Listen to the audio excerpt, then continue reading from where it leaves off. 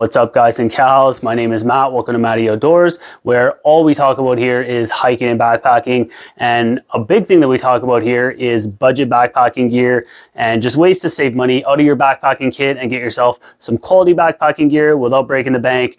But today I thought we would change things up just a little bit and actually talk about some of the more pricey pieces of gear that I carry on nearly every backpacking trip and the reasons why I carry this gear specifically over finding some budget options. Now, like I said, budget backpacking options can be fantastic and can be extremely beneficial for you or myself. You know, it saves a little bit of money out of your bank account and allows you to save up some more money to make some of those bigger backpacking gear purchases. And that's kind of what we're going to talk about today, is some of my bigger backpacking gear purchases and why I specifically went with this gear over trying to find budget options for this type of gear. So let's just jump in. And the very first piece of gear we're going to talk about is a backpacking stove. Now this guy here is my MSR Whisperlite.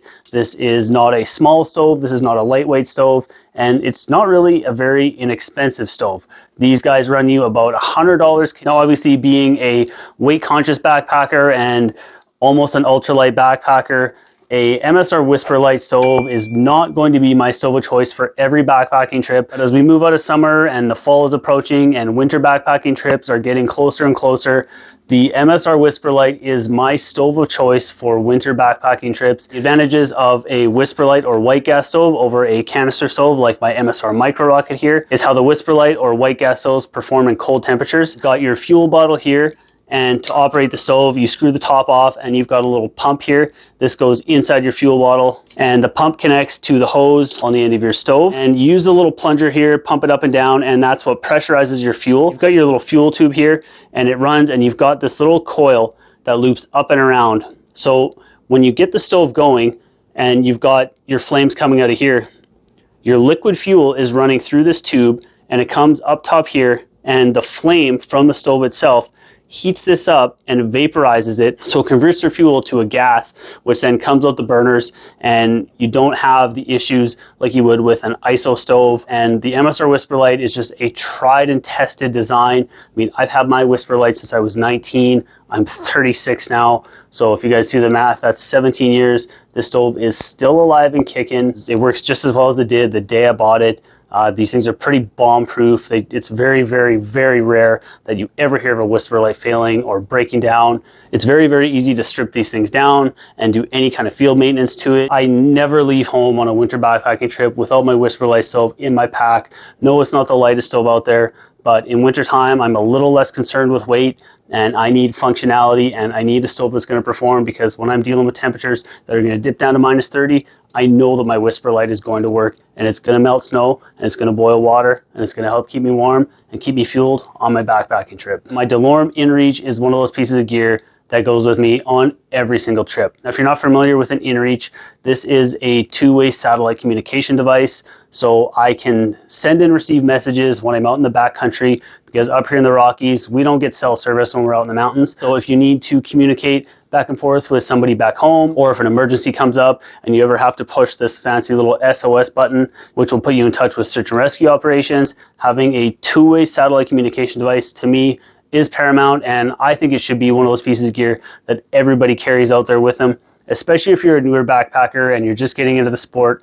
There's so many different things that can go wrong on backpacking trips, be it an injury or be it a gear failure, or just getting caught out in weather that you weren't prepared for. Having Inreach for me has been an absolute game changer. I use it on every single backpacking trip that I go out on. I record my tracks on my Inreach, and then I give a link to my fiance and family back at home, and they can check in and see sort of like a live feed update, figure out exactly where I am, exactly what my pace is. And like I previously mentioned, it's got two-way communication, so I can basically send and receive text messages to, say, my fiance or my dad or one of my brothers when I'm out in the backcountry. So every single day when I'm on a backpacking trip, I fire a message to my fiance, let her know I made it to my camp location, let her know I love her, that kind of stuff. She's also got the ability to reply, kind of let me know that she got my message, and if there's anything going on back at home that I might need to be aware of. So there's a ton of different reasons why the Inreach is part of my backpacking gear loadout. And if you think an Inreach might be something that you want to add to your backpacking gear loadout,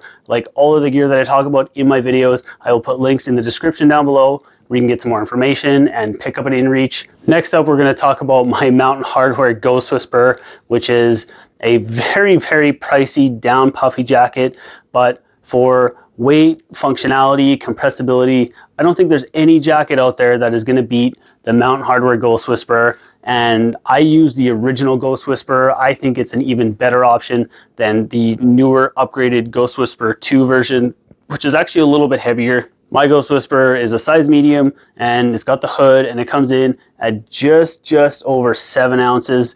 Now, for the weight and the functionality and for what I use this Ghost Whisperer, it does come with me on every single backpacking trip. It's obviously a really good form of insulation. When I'm sleeping in my hammock, this also becomes my pillow. Even when I'm not on backpacking trips, I wear my Ghost Whisperer almost all the time.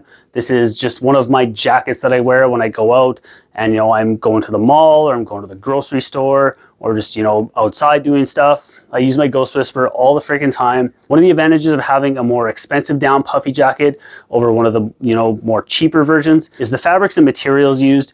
Now, the fabrics used on the Mountain Hardwear Ghost Whisperer are a calendared fabric. So it's got a layer inside that actually limits how much down is going to be able to poke through. Now, if you've ever had down garments or like cheaper down jackets, you probably noticed, you know, you'll get little pieces of the down poking through and you kind of pull them out, and it happens from time to time. It's very, very, very rare that I ever have any down come out of my Ghost Whisperer jacket. I mean, I've had this jacket for about 4.5 years now. I've maybe pulled 4 pieces of down out of it. I freaking love mine.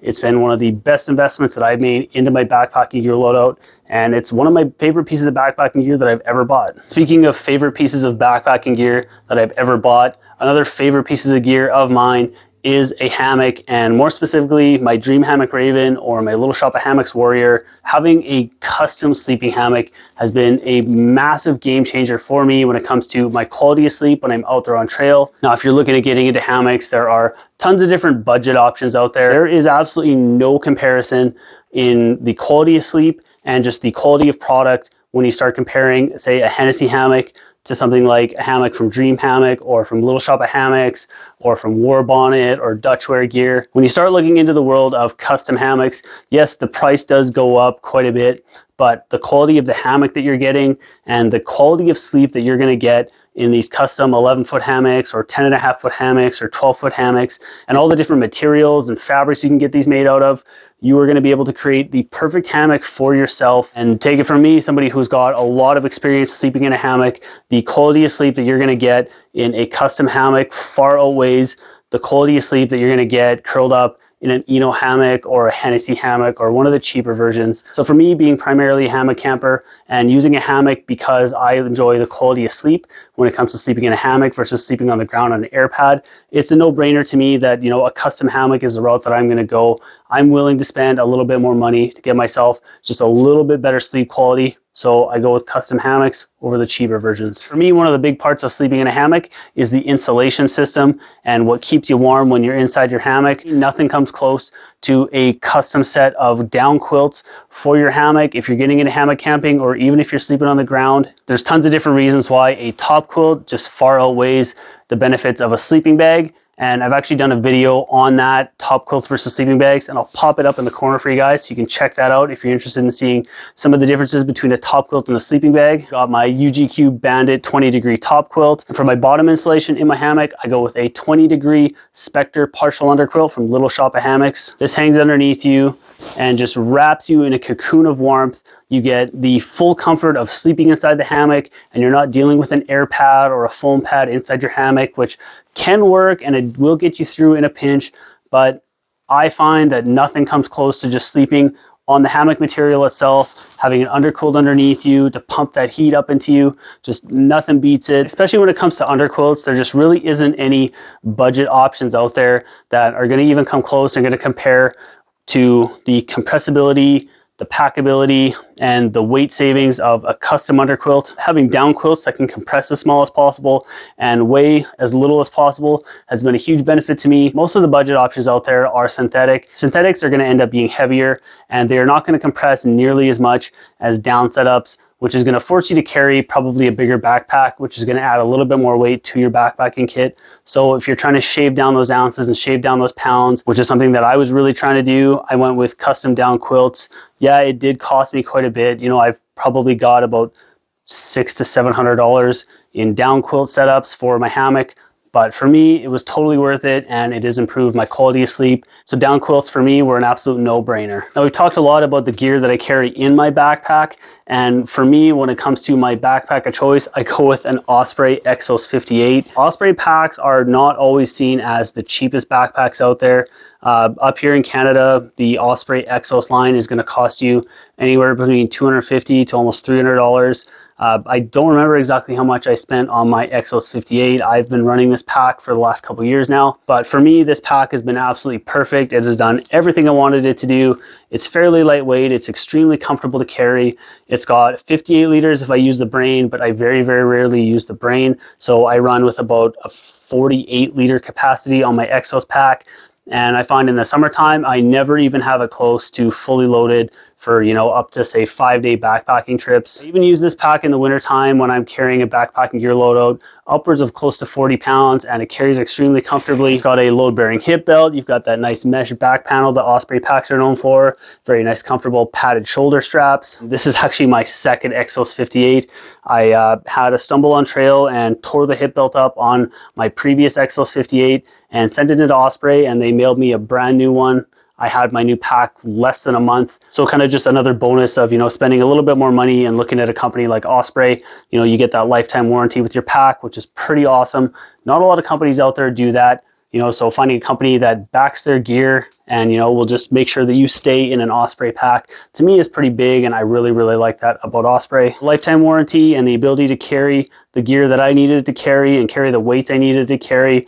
It needed to be lightweight, it needed to be comfortable, and like I said, the Exos checked off all the boxes, and there really just wasn't any budget option backpacks out there that checked all the boxes that I needed to have checked when it came to my backpack. So I dropped a little bit more money, bought the Exos backpack, and could not have been happier since making that purchase. Now, if you noticed throughout this video, I talked quite a bit about saving weight out of my backpack, and saving weight out of my pack has been huge for me, and it's helped make life significantly more comfortable for me out on trail. And if that's something that you're looking at getting into and looking at getting close to an ultralight backpacking gear loadout, or even just finding ways to shave weight out of your backpack and, you know, budget ways to shave weight out of your pack, I've got an entire playlist on weight saving backpacking tips. And if you want to find that, I'll fire it up right here for you guys. So when you're done with this video, you can find me over there. Check that one out.